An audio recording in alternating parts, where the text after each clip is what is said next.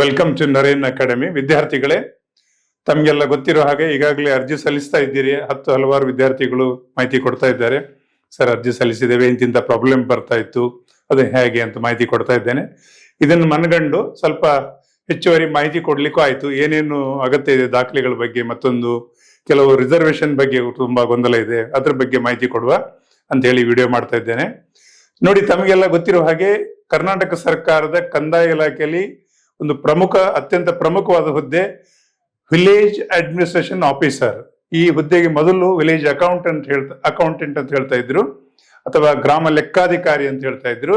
ಈಗ ಅದಕ್ಕೆ ಹುದ್ದೆ ಹೆಸರನ್ನು ಏನ್ ಮಾಡಿದ್ದಾರೆ, PAO ಶಾರ್ಟ್ ಫಾರ್ಮ್ ಅಲ್ಲಿ, ಅಥವಾ ಫುಲ್ ಫಾರ್ಮ್ ಅಲ್ಲಿ ಹೇಳುವುದಾದ್ರೆ ವಿಲೇಜ್ ಅಡ್ಮಿನಿಸ್ಟ್ರೇಷನ್ ಆಫೀಸರ್ ಆಗಿ ಈ ಹುದ್ದೆಯನ್ನು ಭರ್ತಿ ಮಾಡ್ತಾರೆ. ಬಹಳ ಮಹತ್ವದ ಹುದ್ದೆ.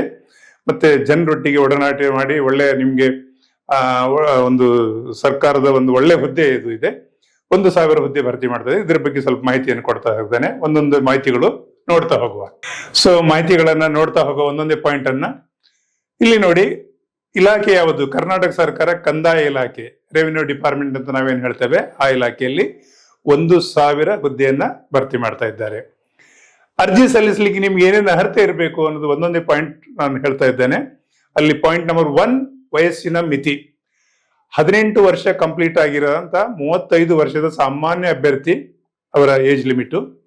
ಆಮೇಲೆ OBC ಅಭ್ಯರ್ಥಿ ಇದ್ರೆ 18 ವರ್ಷದಿಂದ 38 ವರ್ಷ ಅವರಿಗೆ. ಪರಿಶಿಷ್ಟ ಜಾತಿ ಪರಿಶಿಷ್ಟ ಪಂಗಡ ಅಭ್ಯರ್ಥಿ ಇದ್ರೆ 18 ವರ್ಷದಿಂದ 40 ವರ್ಷದವರೆಗೆ ಈ ಏಜ್ ಲಿಮಿಟ್ ಇದೆ. ಸೊ ಏಜ್ ಲಿಮಿಟ್ ಆಯ್ತು. ನೆಕ್ಸ್ಟ್ ಪಾಯಿಂಟ್, ವಿದ್ಯಾರ್ಹತೆ ಏನಾಗಿರ್ಬೇಕು ಅಂತ ಹೇಳಿ ಇಲ್ಲಿ ನೋಡಿ. PUC ಅಂತ ಕೊಟ್ಟಿದ್ದಾರೆ. PUC ಅಂದ್ರೆ ಯಾವುದೇ ಆರ್ಟ್ಸ್, ಸೈನ್ಸ್, ಕಾಮರ್ಸ್ ಯಾವುದೋ ಆಗಿರ್ಬೋದು.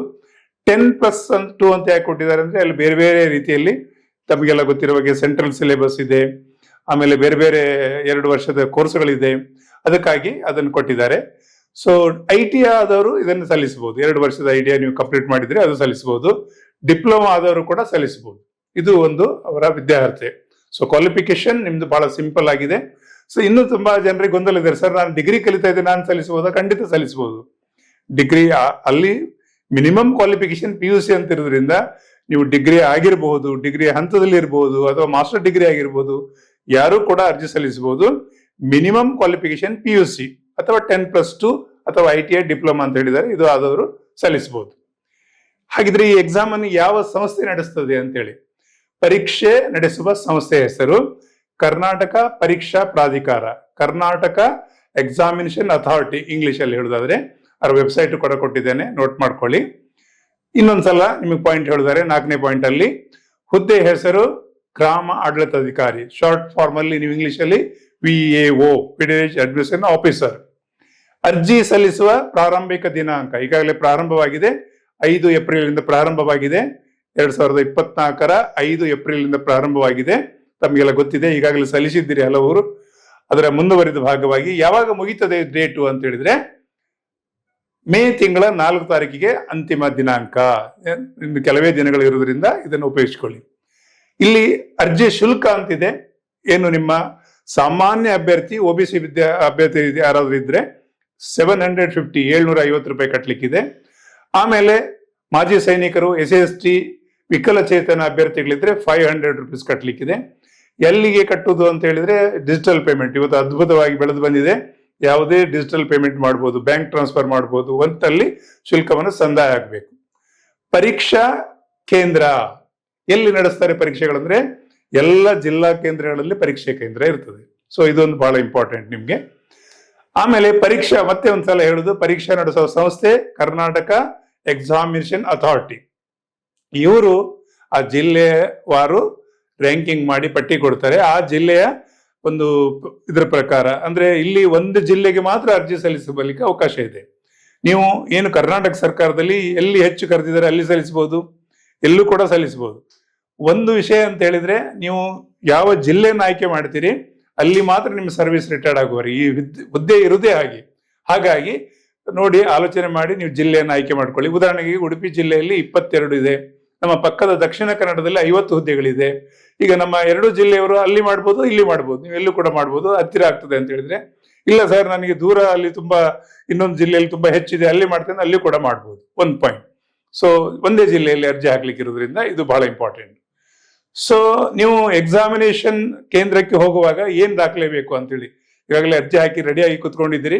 ನಿಮ್ಗೆ ಡೇಟ್ ಅನೌನ್ಸ್ ಆದ್ಮೇಲೆ ಅಲ್ಲಿ ನಿಮ್ಗೆ ಮಾಹಿತಿ ಬರ್ತದೆ, ಡೌನ್ಲೋಡ್ ಮಾಡ್ಕೊಳ್ಬಹುದು, ನಾವು ಈಗಾಗಲೇ ರಿಲೀಸ್ ಮಾಡಿದ್ದೇವೆ ಅಡ್ಮಿಟ್ ಕಾರ್ಡ್ ಅಂತ ಹೇಳಿದಾಗ ಡೌನ್ಲೋಡ್ ಮಾಡ್ಕೊಳ್ಬೇಕು. ನಂತರ ಅಲ್ಲಿ ಪ್ರವೇಶ ಮಾಡುವಾಗ ಏನೇನು ದಾಖಲೆಗಳು ಬೇಕು ಅಂತ ಹೇಳಿದಾಗ ಯಾವ್ದಾದ್ರು ಒಂದು ನಿಮ್ಮ ಗುರುತು ಪತ್ರ, ಆಧಾರ್ ಕಾರ್ಡ್ ಇರ್ಬೋದು, ಡ್ರೈವಿಂಗ್ ಲೈಸೆನ್ಸ್ ಇರ್ಬೋದು, ವೋಟರ್ ID, ಯಾವ್ದಾದ್ರು ಒಂದು ಗುರುತು ಪತ್ರ ತಗೊಂಡು ಹೋಗ್ಲೇಬೇಕು ಅಲ್ಲಿ ಪ್ರವೇಶ ಮಾಡ್ಬೇಕಾದ್ರೆ, ಎಲ್ಲಿ ಎಕ್ಸಾಮಿನೇಷನ್ ಸೆಂಟರ್ ಒಳಗೆ ಹೋಗ್ಬೇಕಾದ್ರೆ. ಅದು ಬಹಳ ಇಂಪಾರ್ಟೆಂಟ್ ಒಂದು ಪಾಯಿಂಟ್. ಇಷ್ಟೆಲ್ಲ ಆದ್ಮೇಲೆ ಪರೀಕ್ಷೆ ಹೇಗಿರ್ತದೆ ಸರ್ ಅಂತೇಳಿ, ಏನು ಸಿಲೆಬಸ್ ಯಾವ ರೀತಿ ಇದೆ ಅಂತೇಳಿ. ಅಲ್ಲಿ 2 ಪೇಪರ್ ಇದೆ, ಪೇಪರ್ 1, ಪೇಪರ್ 2. ಎರಡೂ ಪೇಪರ್ ಸೇರಿದಾಗ ಒಟ್ಟು 200 ಮಾರ್ಕ್ಸ್ ಇದೆ. ಅದರಲ್ಲಿ ನೀವು ರ್ಯಾಂಕ್ ಬಂದವರಿಗೆ ಆಯ್ಕೆ ಆಗ್ತದೆ.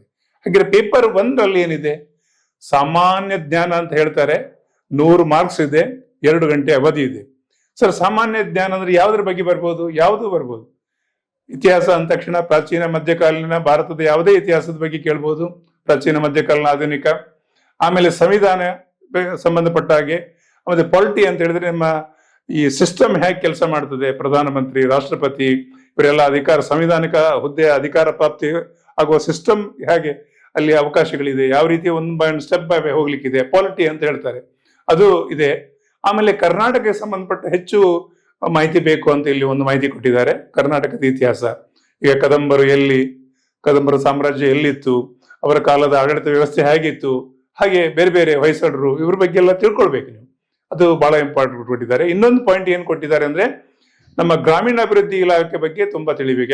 ಯಾಕೆ ಅಂತ ಹೇಳಿದ್ರೆ, ನೀವು ಗ್ರಾಮಾಡಳಿತಾಧಿಕಾರಿಯಿಂದ ಗ್ರಾಮ ಪಂಚಾಯತ್ ಲೆವೆಲ್ ಅಲ್ಲಿ ಏನೆಲ್ಲ ಅಭಿವೃದ್ಧಿ ಕೆಲಸಗಳಾಗ್ತದೆ, ಏನೆಲ್ಲ ಇದೆ ಅನ್ನೋದ್ರ ಬಗ್ಗೆ ನಿಮ್ಗೆ ಮಾಹಿತಿ ಇರಬೇಕಾಗ್ತದೆ. ಅದ್ರ ದೃಷ್ಟಿಯಿಂದ ಪಂಚಾಯತ್ ರಾಜ್ ಬಗ್ಗೆ ತಿಳ್ಕೊಳ್ಳಿ, ಸಹಕಾರ ಸಂಘ ಬಗ್ಗೆ ತಿಳ್ಕೊಳ್ಳಿ. ಮತ್ತೆ ಇತ್ತೀಚೆಗೆ ಈ ಪರಿಸರಕ್ಕೆ ಸಂಬಂಧಪಟ್ಟಾಗ ತುಂಬಾ ಪ್ರಶ್ನೆಗಳು ಬರ್ತದೆ, ಇದನ್ನೊಂದು ನೋಟ್ ಮಾಡ್ಕೊಳ್ಳಿ. 1 ಪಾಯಿಂಟ್. ಇದು ಪೇಪರ್ 1 ಆಯ್ತು. ಪೇಪರ್ 2 ನಲ್ಲಿ ಏನಿದೆ ಅಂದ್ರೆ ಮತ್ತೆ 100 ಮಾರ್ಕ್ಸ್ ಇದೆ, 2 ಗಂಟೆ ಅವಧಿ ಇದೆ. ಇಲ್ಲಿ ಮಾತ್ರ 3 ಕೆಟಗರಿ, ಒಂದು ಸಾಮಾನ್ಯ ಕನ್ನಡ, ಒಂದು ಸಾಮಾನ್ಯ ಇಂಗ್ಲಿಷ್,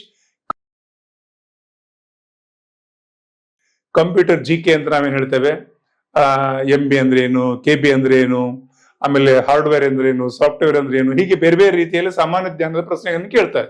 ಇದು ಒಂದು ನಿಮಗೆ ಬೇಕಾಗ್ತದೆ. ಅಲ್ಲಿ 35, 35, 30. ಸೊ 100 ಮಾರ್ಕ್ಸಿನ ಒಂದು ಪೇಪರ್ ಆಗ್ತದೆ. ಸೊ 2 ಪೇಪರ್ ಸೇರಿದಾಗ ನಿಮ್ಗೆ ರ್ಯಾಂಕ್ ಆಗುವಂಥದ್ದು ನೋಡಿ ಇಲ್ಲಿ ಕೊಟ್ಟಿದ್ದೇನೆ. ಒಟ್ಟು 200 ಮಾರ್ಕ್ಸ್ ನಲ್ಲಿ ಅತಿ ಹೆಚ್ಚು ಅಂಕ ಪಡೆದ ವಿದ್ಯಾರ್ಥಿಗಳಿಗೆ ವರ್ಗವಾರು ರೋಸ್ಟರ್ ಪದ್ಧತಿಯಲ್ಲಿ, ಅಂದ್ರೆ ಯಾಕೆ ರೋಸ್ಟರ್ ಅಂತ ಹೇಳಿದ್ರೆ ಅಲ್ಲಿ ವರ್ಗವಾರು ವಿಂಗಡಿಸಿದ್ದಾರೆ, ಯಾವ ವರ್ಗಕ್ಕೆ ಎಷ್ಟು ಹುದ್ದೆಗಳಿದೆ ಅಂತೇಳಿ. ನೀವು ಅದು ಮಾಹಿತಿಯನ್ನು ಡೌನ್ಲೋಡ್ ಮಾಡಿಕೊಂಡು ಅದನ್ನು ಪ್ರಿಂಟ್ ತಕೊಂಡಾಗ ಡೀಟೇಲ್ಸ್ ಓದಿದ್ರೆ ಗೊತ್ತಾಗ್ತದೆ. ಉದಾಹರಣೆಗೆ ಉಡುಪಿಯಲ್ಲಿ 22 ಹುದ್ದೆಗಳು ಖಾಲಿದೆ, ಯಾವ್ಯಾವ ವರ್ಗಕ್ಕೆ ಯಾವ ರೀತಿ ಹುದ್ದೆ ಭರ್ತಿ ಮಾಡ್ತೇವೆ ಅಂತ ಕೇಳಿದ್ದಾರೆ. ಅಲ್ಲಿ ಬಹಳ ಕೊಟ್ಟಿದ್ದಾರೆ ಡೀಟೇಲ್ಸ್ ಆಗಿ. ಸೊ ಅದನ್ನ ನೋಡಿದಾಗ ನಿಮ್ಗೆ ಗೊತ್ತಾಗ್ತದೆ. ಉದಾಹರಣೆಗಾಗಿ 2A ನಲ್ಲಿ ಒಂದು ಹುದ್ದೆ ಇದೆ ಅಂತ ಹೇಳಿದ್ರೆ ಅಲ್ಲಿ 1000 ಜನ ಸ್ಪರ್ಧೆ ಮಾಡಿರ್ಬೋದು. ಆ ಹುದ್ದೆಯಲ್ಲಿ ಅತಿ ಹೆಚ್ಚು ಅಂಕ ಪಡೆದವನಿಗೆ ಅಲ್ಲಿ ಆಯ್ಕೆ ಆಗುವ ಸಾಧ್ಯತೆಗಳಿದೆ. ಹಾಗಾಗಿ 22 ಹುದ್ದೆಗಳ ರ್ಯಾಂಕ್ ಅಲ್ಲಿ ನೀವು ಬಂದ್ರೆ, ಟಾಪ್ ಪೋಸ್ಟ್ ಬಂದ್ರೆ ಒಂದು ಹುದ್ದೆ ಗ್ಯಾರಂಟಿ. ಸೊ ಈಗ ಅಲ್ಲಿ 22 ಹುದ್ದೆಗಳಿಗೆ ಎಷ್ಟು ಅರ್ಜಿ ಬರ್ಬೋದು? ಒಂದು ಅಂದಾಜು 1000, 2000, 3000, 5000 ಅಂತ ಇಟ್ಕೊಳ್ವಾ. ಉಡುಪಿ ಜಿಲ್ಲೆಗೆ 5000 ಅರ್ಜಿಗಳಲ್ಲಿ ನಿಮ್ಗೆ ರ್ಯಾಂಕ್ ಬರೋದು 22 ಒಳಗೆ ರ್ಯಾಂಕ್ ಬಂದ್ರೆ ಅಲ್ಲಿ ಆಗುವಂಥದ್ದು. ಸರ್, ರ್ಯಾಂಕ್ ಬಂದಿದ್ದೇನೆ ಮತ್ತೆ ರೋಸ್ಟರ್ ಅಲ್ಲಿ ಬರಲಿಲ್ಲ ಅಂತ ಹೇಳಿದ್ರೆ ಅದೇ ವರ್ಗವಾರು ಕೂಡ ಅಲ್ಲಿ ಡೀಟೇಲ್ಸ್ ಕೊಟ್ಟಿದ್ದಾರೆ ನೋಡಿ. ಆ ರೀತಿ ನಿಮ್ಗೆ ಅದು ಒಂದು ಆಯ್ಕೆ ಆಗ್ತದೆ, ರ್ಯಾಂಕ್ ಆಧಾರಿತವಾಗಿ ಸೆಲೆಕ್ಷನ್ ಆಗ್ತದೆ. 1 ಪಾಯಿಂಟ್. ಮತ್ತೆ ಇದರಲ್ಲಿ ಇನ್ನೊಂದು ಗಮನಿಸವಾದ ವಿಷಯ ಏನಂತ ಹೇಳಿದ್ರೆ, ಸರಿಯಾದ ಉತ್ತರಕ್ಕೆ 1 ಮಾರ್ಕ್ಸ್ ಇದೆ. ತಪ್ಪು ಉತ್ತರವನ್ನು ಕೊಟ್ಟರೆ ನಿಮ್ಗೆ 0.25 ಮೈನಸ್ ಆಗ್ತದೆ. ಇದು ಕೂಡ ನೆನ್ಪಿಟ್ಕೊಳ್ಳಿ. ಅಂದ್ರೆ ನಿಮ್ಗೆ ಸರಿಯಾದ ಗೊತ್ತಿದ್ರೆ ಮಾತ್ರ ಮಾಡಿ. ಅಂದಾಜು ಮಾಡಿದ್ರೆ ಫಸ್ಟ್ ಸರಿಯಾಗಿ ಗೊತ್ತಿದ್ದನ್ನೆಲ್ಲ ರೈಟ್ ಮಾಡ್ತಾ ಹೋಗಿ ಲಾಸ್ಟಿಗೆ ನೀವು ಏನ್ ಮಾಡಿ, ಅಂದಾಜು ನಿಮಗೆ 4 ಆಯ್ಕೆಗಳಲ್ಲಿ ಇದಿರ್ಬೋದು ಅಂತ ಅನಿಸ್ತಾ ಇದೆ, ನಿಮ್ಮ ಯಾವ್ದು ಅನಿಸ್ತದೆ ಹೆಚ್ಚು ಸೂಕ್ತ ಅದನ್ನು ನೀವು ರೈಟ್ ಮಾಡಿ. ಅದರಲ್ಲಿ ಒಂದು 20 ಸರಿ ಆಯ್ತು, ಒಂದು 20 ರಾಂಗ್ ಆಯ್ತು ಅಂತ ಹೇಳಿದ್ರೆ ನಿಮ್ಗೆ ಅಲ್ಲಿ ಮೈನಸ್ ಮಾಡಿದಾಗ ಲಾಭದಲ್ಲಿ ಇರ್ತೀರಿ ಹೊರತು ನಷ್ಟ ಆಗುದಿಲ್ಲ. ಸೊ ಪ್ರಥಮದಲ್ಲಿ ನಿಮಗೆ ಸರಿಯಾಗಿ ಗೊತ್ತಿದ್ದನ್ನೆಲ್ಲ ನೋಟ್ ಮಾಡಿಕೊಂಡು ರೈಟ್ ಮಾಡ್ತಾ ಬನ್ನಿ. ಮತ್ತೆ ನೀವು ಅಂದಾಜು ಮೇಲೆ ಒಂದು ಗುಂಡು ಹೊಡಿಯೋ ಕೆಲಸ ಅಂತ ಹೇಳಿದಾರಲ್ಲ, ಆ ರೀತಿ ಮಾಡ್ಬೋದು. ಖಂಡಿತ ಅದು ಕೂಡ ಸಕ್ಸಸ್ ಆಗೋ ದಾರಿ ಇದೆ ನೋಡಿ. ಆಮೇಲೆ ಪ್ರಶ್ನೆ ಪತ್ರಿಕೆ ಇಂಗ್ಲಿಷ್ ಮತ್ತು ಕನ್ನಡ ಭಾಷೆಯಲ್ಲಿ ಇರ್ತದೆ. ಆಯ್ಕೆ ಪದ್ಧತಿ ಹಾಗೆ 4 MCQ ಅಂದ್ರೆ ಬಹು ಆಯ್ಕೆ ಪದ್ಧತಿ. ಒಂದು ಪ್ರಶ್ನೆಗೆ 4 ಆಯ್ಕೆಗಳನ್ನು ಕೊಟ್ಟಿದ್ದಾರೆ. ಅದ್ರ ಸರಿಯಾದ ಇದನ್ನು ರೈಟ್ ಮಾಡ್ಲಿಕ್ಕೆ ಅಲ್ಲಿ OMR ಸೀಟ್ ಕೊಟ್ಟಿದ್ದಾರೆ ನೋಡಿ. ಅದು ಆಪ್ಟಿಕಲ್ ಮಾರ್ಕಿಂಗ್ ರೆಕಗ್ನೈಸ್ ಮಾಡುವಂತ ಒಂದು ಸೀಟ್ ಇರ್ತದೆ. ಎಲ್ಲ ಕಂಪ್ಯೂಟರೈಸ್ಡ್ ಇರೋದ್ರಿಂದ ನಿಮ್ಮ ಈ ನಿಮ್ಮ ಏನು ರಿಸಲ್ಟ್ ರ್ಯಾಂಕ್ ಆಧಾರಿತದಲ್ಲಿ ಅಲ್ಲಿ ನೀವು ಅತಿ ಹೆಚ್ಚು ಅಂಕ ತಗೊಂಡವರಿಗೆ ಇಲ್ಲಿ ಬರುವ ಸಾಧ್ಯತೆಗಳಿದೆ. ಹಾಗಾಗಿ ಸರಿಯಾಗಿ ಓದಿಕೊಂಡು ತಯಾರಿಯನ್ನು ಮಾಡಿಕೊಳ್ಳಿ. ಇನ್ನು ಇದು ತುಂಬಾ ಜನರಿಗೆ ಗೊಂದಲ ಇದೆ. ಕಡ್ಡಾಯ ಕನ್ನಡ ಭಾಷೆ. ಸರ್, ನಾನು SLC ಅವರಿಗೆ ಕನ್ನಡದಲ್ಲಿ ಓದಿದ್ದೇನೆ, ಈಗಾಗಲೇ ಅಲ್ಲಿ ಕನ್ನಡ ಭಾಷೆ ಅಂತ ಇದೆ, ಮತ್ತಿದು ಯಾಕೆ ಅಂತ ಹೇಳಿದ್ರೆ, ಅದು ಕರ್ನಾಟಕ ಸರ್ಕಾರದ ಒಂದು ನಿಯಮ ಏನು ಅಂತ ಹೇಳಿದ್ರೆ, ನೀವು ಒಂದು ಇಲಾಖೆಯಲ್ಲಿ ಸೇರಿದಾಗ ಮತ್ತು ನಮ್ಮ ಕರ್ನಾಟಕದ ಆಡಳಿತ ಕನ್ನಡ ಮತ್ತು ಇಂಗ್ಲಿಷ್ ಅಲ್ಲಿ ಇರೋದ್ರಿಂದ ಕನ್ನಡ ಬಹಳ ಇಂಪಾರ್ಟೆಂಟ್. ಯಾಕಂದ್ರೆ ಎಲ್ಲ ನಮ್ಮ ಜನತೆ ಕನ್ನಡದಲ್ಲಿ ಮಾತಾಡೋದ್ರಿಂದ ನಿಮಗೆ ಭಾಷಾ ಜ್ಞಾನ ಬಹಳ ಇಂಪಾರ್ಟೆಂಟ್. ಯಾಕಂದ್ರೆ ಒಂದು ಯಾವುದೇ ಒಂದು ಪತ್ರ ವ್ಯವಹಾರ ಮಾಡಬೇಕಾದ್ರೆ ಅಥವಾ ಅಧಿಸೂಚನೆಗಳನ್ನು ಹೊಡಿಸಿ ಓದಿದ್ದನ್ನು ಅರ್ಥ ಮಾಡ್ಕೊಳ್ಬೇಕಾದ್ರೆ ಭಾಷಾ ಜ್ಞಾನ ಬಹಳ ಇಂಪಾರ್ಟೆಂಟ್ ಇದೆ. ಅದಕ್ಕಾಗಿ ಕರ್ನಾಟಕ ಸರ್ಕಾರದ ಒಂದು ನಿಯಮ ಇದೆ ಅಂತ ಹೇಳಿದ್ರೆ, ನೀವು ಕನ್ನಡ ಇದು ಕಡ್ಡಾಯ ಕನ್ನಡ ಪರೀಕ್ಷೆಯನ್ನು ಪಾಸ್ ಆಗ್ಲೇಬೇಕು. ಆದ್ರೆ ಒಂದು ನಿಮಗೆ ವಿಶೇಷ ಅಂತ ಹೇಳಿದ್ರೆ, ಒಂದು ಸಲ ಈ ಪರೀಕ್ಷೆ ಪಾಸ್ ಆದ್ರೆ ಕರ್ನಾಟಕ ಸರ್ಕಾರದ ಮುಂದೆ ಬರುವಂತ ಯಾವುದೇ ಸ್ಪರ್ಧಾತ್ಮಕ ಪರೀಕ್ಷೆಯಲ್ಲಿ ರಿಯಾಯಿತಿ ಇರ್ತದೆ, ಅದನ್ನ ಕಟ್ಟಬೇಕಂತಿಲ್ಲ. ಯಾರು ಪ್ರಥಮದಲ್ಲಿ ಬರಿತಾ ಇದ್ರಿ ಈ ಪರೀಕ್ಷೆಗೆ ಖಂಡಿತ ನೀವು ಒಂದ್ಸಲ ಬರೀಲೇಬೇಕು. ಸೊ 150 ಅಂಕಗಳ MCQ ಆಧಾರಿತ ಈ ಪೇಪರ್ನಲ್ಲಿ ಜಸ್ಟ್ 50 ಮಾರ್ಕ್ಸ್ ತಗೊಂಡ್ರೆ ಜಸ್ಟ್ ಓಕೆ ಸಾಕು. ಸರ್, ಇದ್ರಲ್ಲಿ ರ್ಯಾಂಕ್ ಬಂದ್ರು ನೋ ಪ್ರಾಬ್ಲಮ್, ಸಂತೋಷ, ನೀವು ಬಹಳ ತುಂಬಾ ಕಲ್ತಿದ್ದೀರಿ ಅಂತೇಳಿ. ಆದ್ರೆ ಅಗತ್ಯ ಇಲ್ಲ, 50 ಮಾರ್ಕ್ಸ್ ತಗೊಂಡು ಪಾಸ್ ಆದ್ರೂ ಓಕೆ ಆಗ್ತದೆ. ಇನ್ನೊಂದು ವಿಷಯ ಏನಂತ ಹೇಳಿದ್ರೆ, ನೀವು ರ್ಯಾಂಕ್ ಅಲ್ಲಿ ಬಂದಿದ್ದೀರಿ, ನೀವು 200 ಮಾರ್ಕ್ಸ್ ಅಲ್ಲಿ ರ್ಯಾಂಕ್ 2 ಪೇಪರ್ ಅಲ್ಲಿ 180 ತಗೊಂಡು ಟಾಪ್ ಮೋಸ್ಟ್ ಇದ್ದೀರಿ, ಕನ್ನಡ ಕಡ್ಡಾಯ ನೀವು ಪಾಸ್ ಆಗ್ಲಿಲ್ಲ ಅಂದ್ರೆ ನಿಮ್ಗೆ ಅರ್ಹತೆ ಆಗುದಿಲ್ಲ, ಯಾಕಂದ್ರೆ ಹುದ್ದೆ ಸಿಕ್ಕುದಿಲ್ಲ. ಸೊ ಬಹಳ ಇಂಪಾರ್ಟೆಂಟ್ ಕನ್ನಡ ಕಡ್ಡಾಯ ಪರೀಕ್ಷೆ, ಇದು ಬರೀಲೇಬೇಕು. ಇದು ಒಂದು ಸೂಚನೆ, ಅಲ್ಲಿ ಪಾಯಿಂಟ್ ಕೂಡ ಕೊಟ್ಟಿದ್ದೇನೆ. ಸೊ ನೆಕ್ಸ್ಟ್, ಹಾಗಿದ್ರೆ ಅರ್ಜಿ ಸಲ್ಲಿಸುವಾಗ ಏನೇನು ದಾಖಲೆಗಳು ಬೇಕು? ಈ ದಾಖಲೆಗಳು ಅದೇ ಅಗತ್ಯ ಇದೆ, ಆದ್ರೆ ಅಪ್ಲೋಡ್ ಮಾಡ್ಲಿಕ್ಕೆ ಇರೋದು ಎರಡೇ, ಒಂದು ನಿಮ್ಮ ಭಾವಚಿತ್ರ ಫೋಟೋ, ಇನ್ನೊಂದು ಸಿಗ್ನೇಚರ್ ಅಲ್ಲಿ ರೆಡಿ ಮಾಡಿ ನೀವು 100 KB ಅಲ್ಲಿ ಅಪ್ಲೋಡ್ ಮಾಡ್ತೀರಿ, ಅದು ಕ್ಲಿಯರ್ ಇದೆ. ಆದ್ರೆ ದಾಖಲೆಗಳು ತಗೊಂಡು ಹೋದಾಗ ನಿಮ್ಗೆ ಅದು ಸರಿಯಾಗಿ ಫಿಲಪ್ ಮಾಡ್ಲಿಕ್ಕೆ, ಸ್ಪೆಲ್ಲಿಂಗ್ ಮಿಸ್ಟೇಕ್ ಆಗದೆ ನೋಡ್ಲಿಕ್ಕೆ ಅದು ಬಹಳ ಇಂಪಾರ್ಟೆಂಟ್. ಆಧಾರ್ ಕಾರ್ಡ್ ಕೊಂಡು ಹೋಗಿ, ನಿಮ್ಮ ವಿಳಾಸಕ್ಕೆ ಇದ್ರೆ ಖಾಯಂ ವಿಳಾಸ ಅದೇ ಇರಲಿ, ತತ್ಕಾಲ ಅದೇ ಇರಲಿ, ಏನು ಗೊಂದಲ ಆಗುದಿಲ್ಲ, ಅದು ವಿಳಾಸದ ಹಾಕಿಬಿಡಿ. SLC ರಿಜಿಸ್ಟ್ರೇಷನ್ ನಂಬರ್ ಬೇಕಾಗೋದ್ರಿಂದ ಆ ಮಾರ್ಕ್ಸ್ ತಗೊಂಡು ಹೋಗಿ ಮಾರ್ಕ್ಸ್ ಕಾರ್ಡು ಅದರ ರಿಜಿಸ್ಟ್ರೇಷನ್ ನಂಬರ್ ಹಾಕಿ. PUC ಆದವರು PUC, ಡಿಪ್ಲೊಮಾ ಆದ್ರೆ ಡಿಪ್ಲೊಮಾ, ಅಥವಾ IT ಆದವರು IT ಅವರು ಯಾವ ನಿಮಗೆ ಎಕ್ಸಾಮ್ ಕಂಡಕ್ಟ್ ಮಾಡಿದ್ದಾರೆ ಆ ಸಂಸ್ಥೆದ್ದು ಎಲ್ಲ ಡೀಟೇಲ್ಸ್ ಇರ್ತದೆ ಅದರಲ್ಲಿ. ಉದಾಹರಣೆಗೆ ಪದವಿ ಪೂರ್ವ ಶಿಕ್ಷಣ ಮಂಡಳಿ PUC ಆದವರಿಗೆ, ಹಾಗೆ ಅದು ನಿಮ್ಗೆ ಆ ರಿಜಿಸ್ಟ್ರೇಷನ್ ನಂಬರ್ ಅನ್ನ ಹಾಕ್ಲಿಕ್ಕಿದೆ. ಒಂದಾಯ್ತು. ನೀವು ವರ್ಗವಾರ ಏನಾದರೂ ಅಲ್ಲಿ ಕಾಂಪಿಟ್ ಮಾಡ್ತಾ ಇದ್ರೆ, SC ST ಆಗಿರ್ಬೋದು, ಮಾಜಿ ಸೈನಿಕರಾಗಿರ್ಬೋದು, OBC ಆಗಿರ್ಬೋದು, ವಿಕಲಚೇತನರಿದ್ರೆ ಆ ಸರ್ಟಿಫಿಕೇಟ್ ನಿಮ್ಮ ಹತ್ರ ಎಲ್ಲ ದಾಖಲೆಗಳು ಸರಿಯಾಗಿದ್ರೆ ಮಾತ್ರ ಅದರಲ್ಲಿ ನೀವು ತಗೊಳ್ಬೇಕು. ಸರ್, ಸರ್ಟಿಫಿಕೇಟ್ ಇಲ್ಲ ಮತ್ತೆ ಮಾಡಿಸ್ತೇನೆ ಅಂದ್ರೆ ಇಲ್ಲ, ಅದ್ರಲ್ಲಿ ಒಂದು ಪಾಯಿಂಟ್ ಕೊಟ್ಟಿದ್ದಾರೆ, ಸರ್ಟಿಫಿಕೇಟ್ ಇಲ್ಲ ನಿಮ್ಮ ಹತ್ರ ಬಟ್ ನಾನು ಮತ್ತೆ ಮಾಡಿಡ್ತೇನೆ, ಪಾಸ್ ಆದ್ಮೇಲೆ ಮಾಡ್ತೇನೆ, ಹೀಗೆಲ್ಲ ಇಲ್ಲ. ಅದು ಹೇಗಿದೆ ಅಂತ ಹೇಳಿದ್ರೆ ಅಲ್ಲಿ ಒಂದು ಪಾಯಿಂಟ್ ಕೊಟ್ಟಿದ್ದಾರೆ, ಅರ್ಜಿ ಸಲ್ಲಿಸುವ ದಿನಾಂಕ ಯಾವ್ದಿದೆ ಅಂತ ಹೇಳಿದ್ರೆ ಮೇ 4 ತಾರೀಕು. ಸೊ ಮೇ 4 ತಾರೀಕೊಳಗೆ ಈ ದಾಖಲೆಗಳು ನಿಮ್ಮ ಹತ್ರ ಇದೆ ಅಥವಾ ಆಲ್ರೆಡಿ ಮಾಡಬಲ್ಲೆ ಅಂತ ಇದ್ರೆ ಅಲ್ಲಿ ಆ ರಿಯಾಯಿತಿಯನ್ನು ತಗೊಳ್ಳಿ, ನೀವು ಯಾವ ವರ್ಗದವರು ಇದ್ದೀರಿ ಅಂತೇಳಿ. ಇದು ಒಂದು ಪಾಯಿಂಟ್. ಇನ್ನು ಗ್ರಾಮೀಣ ಕನ್ನಡ ಭಾಷಾ ವಿದ್ಯಾರ್ಥಿ 1ರಿಂದ 10ನೇ ಕ್ಲಾಸಿನವರೆಗೆ ಯಾರೆಲ್ಲ ಓದಿದ್ದೀರಿ, ಅದು ಗ್ರಾಮೀಣ ವಿದ್ಯಾರ್ಥಿಗೆ ಒಂದು ರಿಯಾಯಿತಿ ಇದೆ, ಅದನ್ನ ನೀವು ತಗೊಳ್ಬೇಕು ಅಂತಂದ್ರೆ, ತುಂಬಾ ಜನ ವಿದ್ಯಾರ್ಥಿಗಳು ಇಲ್ಲಿ ನಮ್ಮಲ್ಲಿ ಕೇಳ್ತಾ ಇದ್ರು, ಸರ್ ನಾನು ಕನ್ನಡ ಮೀಡಿಯಂದಲ್ಲಿ ಓದಿದ್ದೇನೆ ಬಟ್ ಆ ಶಾಲೆನೇ ಕ್ಲೋಸ್ ಆಗಿದೆ, ಏನ್ ಮಾಡುದು ಅಂತೇಳಿ. ಸಿಂಪಲ್ ಆಗಿ ಒಂದು ಮೆಥಡ್ ಏನಂತ ಹೇಳಿದ್ರೆ, ಪ್ರತಿ ತಾಲೂಕಿನಲ್ಲಿ ಬ್ಲಾಕ್ ಎಜುಕೇಶನ್ ಆಫೀಸರ್ ಅಂತ ಇರ್ತಾರೆ, ಅವರು ಅದನ್ನ ಒಂದು ಫಾರ್ಮ್ ಕೊಟ್ಟಿದ್ದಾರೆ, ನೀವು ಪ್ರಿಂಟ್ ತಕೊಂಡ್ರೆ ಗೊತ್ತಾಗ್ತದೆ, ಆ ನಮೂನೆಯಲ್ಲಿ ನೀವು ತುಂಬಿಸಿ ಕೊಡ್ಬೇಕಾಗ್ತದೆ. ಸೊ ಹಾಗಿದ್ರೆ ಏನು ಆ ಕ್ಲೋಸ್ ಆದ ಶಾಲೆ ಯಾರಿಗೆ ಇನ್ಚಾರ್ಜ್ ಕೊಟ್ಟಿದ್ದಾರೆ ಅದು ನಿಮ್ಗೆ ಅವ್ರು ಹೇಳ್ತಾರೆ. ನೀವು ಅಲ್ಲಿ ನಿಮ್ಮ ಎಲ್ಲ ದಾಖಲೆಗಳನ್ನು ಇಟ್ಟು, ಸರ್ ನಾ ಇಂತಿಂತ ಶಾಲೆಯಲ್ಲಿ ಕಲ್ತಿದ್ದೆ ಅಂತೆಲ್ಲ ಸರ್ಟಿಫಿಕೇಟ್ ನೋಡಿ ಅವರು ಅಲ್ಲಿ ಹೆಡ್ ಮಾಸ್ಟರು ನಿಮ್ಗೆ ಸೀಲು ಸಿಗ್ನೇಚರ್ ಹಾಕಿ ಕೊಡ್ತಾರೆ. ಆಮೇಲೆ ಬ್ಲಾಕ್ ಎಜುಕೇಶನ್ ಆಫೀಸರ್ ಮೇಲ್ ರುಜು ಮಾಡಿದಾಗ ಅದು ನಿಮಗೆ ಮಾನ್ಯತೆ ಆಗ್ತದೆ. ಸೊ ಅದು ಬಹಳ ಇಂಪಾರ್ಟೆಂಟ್. ಸೊ ಇದು ಒಂದು ಕೂಡ ಒಂದು ದಾಖಲೆಯನ್ನ ನೀವು ರೆಡಿ ಮಾಡಿ ಇಟ್ಕೊಳ್ಳಿ. ಇಲ್ಲ ಅಂತ ಹೇಳಿದ್ರೆ, ಆಲ್ರೆಡಿ ಇದೆ ಅಂದ್ರೆ ಸಮಸ್ಯೆ ಇಲ್ಲ. ಇಲ್ಲ ಅಂತ ಹೇಳಿದ್ರೆ ಯಾವ ತಾರೀಕಿನೊಳಗೆ, ಮೇ 4ರ ಒಳಗಿನ ಡೇಟ್ ಅಲ್ಲಿ ನಿಮ್ಮ ಹತ್ರ ಇರ್ಬೇಕದು. ಈಗ ಆಯ್ಕೆ ಆಗಿ ನೀವು ಮುಂದೆ ಹೋಗಿ ಆ ದಾಖಲೆ ಇಲ್ಲ ಅಂತ ಆದ್ರೆ ನಿಮ್ದು ಸೆಲೆಕ್ಷನ್ ಆಗೋದಿಲ್ಲ. ಇದು ಬಹಳ ಇಂಪಾರ್ಟೆಂಟ್. ಯಾಕೆಂದ್ರೆ ನೆಕ್ಸ್ಟ್ ಹಂತ ಏನು ಅಂದ್ರೆ, ನೀವು ರ್ಯಾಂಕ್ ಬಂದಿದ್ದೀರಿ, ಡಾಕ್ಯುಮೆಂಟ್ ವೆರಿಫಿಕೇಶನ್ ಅಂತ ಇದೆ, ಆ ಸಮಯದಲ್ಲಿ ಡಾಕ್ಯುಮೆಂಟ್ ಇಲ್ಲ ಅಂತ ಆದ್ರೆ ನಿಮ್ಮ ಸೆಲೆಕ್ಷನ್ ಆಗೋದಿಲ್ಲ. ಬಹಳ ಇಂಪಾರ್ಟೆಂಟ್ ಇದು ಒಂದು ಪಾಯಿಂಟ್. ನೆಕ್ಸ್ಟ್ ನಾನು ಇದೊಂದು ಪಾಯಿಂಟ್ ಏನಂತ ಹೇಳಿದ್ರೆ, ನೋಡಿ ಇಲ್ಲಿ ಸ್ಲೈಡ್ ಅಲ್ಲಿ ಏನ್ ಕೊಟ್ಟಿದ್ದೇನೆ ಅಂದ್ರೆ, ಕರ್ನಾಟಕ ಸರ್ಕಾರ ಏನು ಡೇಟ್ ಚೇಂಜ್ ಮಾಡಿತು ಅದ್ರ ಬಗ್ಗೆ ಅದು ಸುತ್ತೋಲೆಯ ಒಂದು ಪ್ರತಿಯನ್ನು ಇಲ್ಲಿ ಕೊಟ್ಟಿದ್ದೇನೆ ನಿಮ್ಗೆ ಮಾಹಿತಿಗೋಸ್ಕರ, ಇದು ನೋಡ್ಕೊಳ್ಳಿ.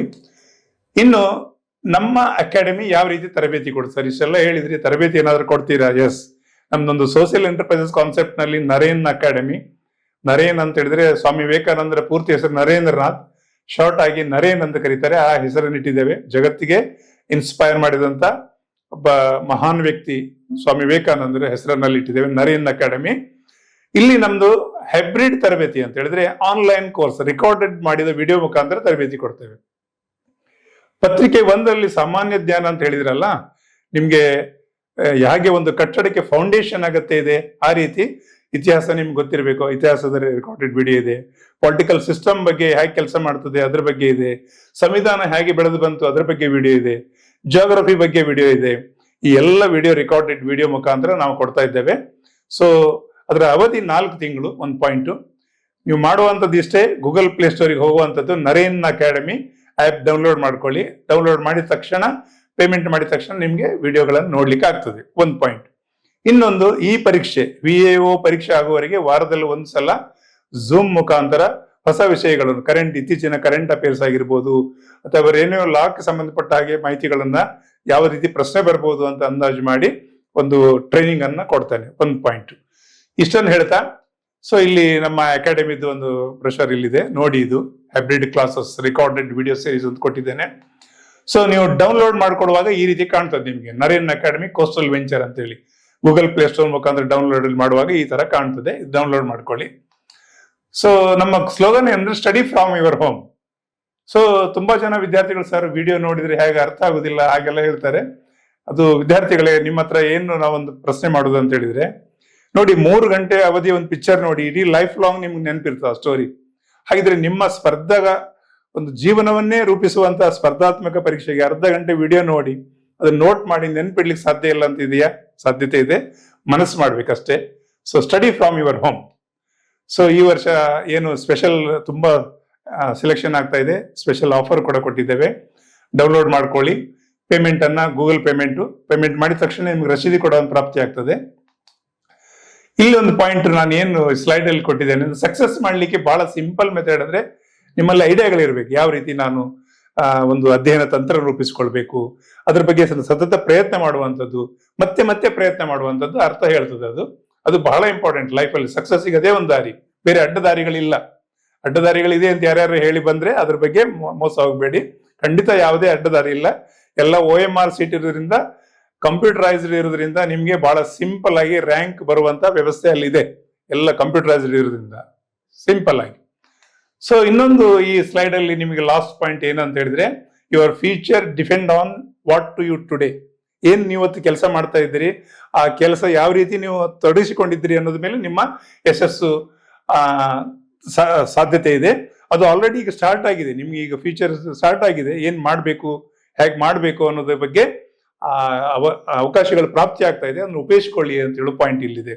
ಇಷ್ಟನ್ನು ಹೇಳ್ತಾ ಥ್ಯಾಂಕ್ ಯು ವೆರಿ ಮಚ್. ಬನ್ನಿ ಈ ಎಲ್ಲರೂ ಸೇರಿ ಒಂದು ಚಂದದಲ್ಲಿ ಕಲಿತು ಈ ವಿಲೇಜ್ ಅಕೌಂಟೆಂಟ್ ಹುದ್ದೆಯನ್ನು ಪ್ರಾಪ್ತಿ ಪಡ್ಕೊಂಡು ಯಶಸ್ವಿಯಾಗಿ ಅಂತೇಳಿ ಹಾರೈಸ್ತೇನೆ. ಧನ್ಯವಾದಗಳು. Thank you very much.